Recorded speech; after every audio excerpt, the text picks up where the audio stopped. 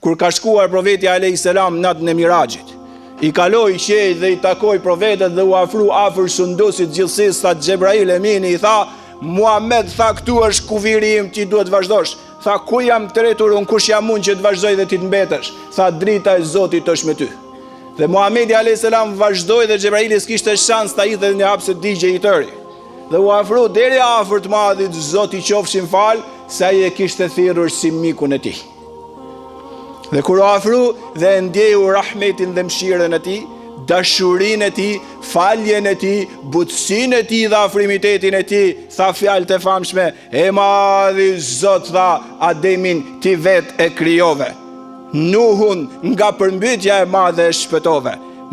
Ibrahimin mik të ngushtë e zgjodhe, me Musan drejt për drejt i fole, Isan shumë e nderove. Të qofsha fali Madhi Zot mua, ku më klasifikove?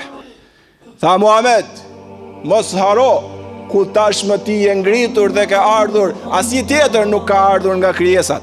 A je i kënaqur që mbas emrit tim unë do të vendos emrin e famshëm Muhammed.